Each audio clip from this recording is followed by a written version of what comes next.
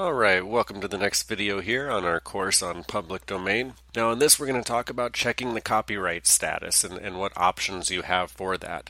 Again, I just want to go over what is considered in the public domain, and again, that is any material that was created before 1923. It's material that was created between 1923 and 1964 in which the copyright was not renewed. And I do want to tell you the exciting thing is that it's estimated that up to 87% were not renewed. So we're talking about TV shows, magazines, books, artwork. It is estimated that almost 90% of everything all the way up to 1964 is in the public domain because people did not renew the copyright. And the big thing is that you need to understand is that when somebody created something, they had 28 years to renew their copyright. If they did not do that, then they actually lost their copyright status, and that work actually went into the public domain. Before 1989, if not with a proper copyright notice, so again, they had to have a copyright notice on their created work. If it was created before 1989, if they did not put that copyright notice on there, they actually weren't protected, and therefore that copyright was invalid, and that's actually in the public domain, and anybody would have the rights to that. That's a little tricky, though. I just want to say that, especially if you're dealing with books and you're getting something from a used bookstore or something like that. I actually stay away from that, the whole 1989 product thing. It's just, for me, a headache, and there's a little bit too much risk, and frankly, there's just so much better and good content that's timeless and that goes all the way up to 1964 that, frankly, I don't bother with that. Now, you kind of have a few different options in order to check the copyright status of something that you find.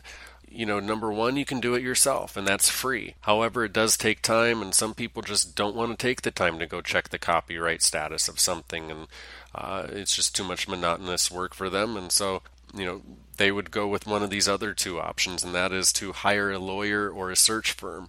Obviously, there's a cost to that. They can charge anywhere between $50 to $200, $250 per search. So there is a cost that comes to that. And then you can also contact the Copyright Office directly and have them do a search for you. If you do that, just so you know, there's a time delay. We're talking 4 to 8 weeks possibly, and there will also be a cost to that as well, usually about $50 to $100. I'm not sure what their exact rate is because I don't use them. I actually just do it myself. It's a lot easier. And if there's something that I'm really, really concerned with or not too sure if it's truly in the public domain, then I'll just have a search firm go out there and do that, and I'll pay $50 to $100 about for that.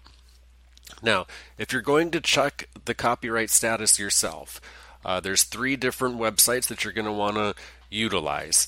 Number one is the Copyright Office that I just talked about, and that's at copyright.gov/records. Secondly is the Stanford Copyright Renewal Office, and that's at collections.stanford.edu/copyright renewals.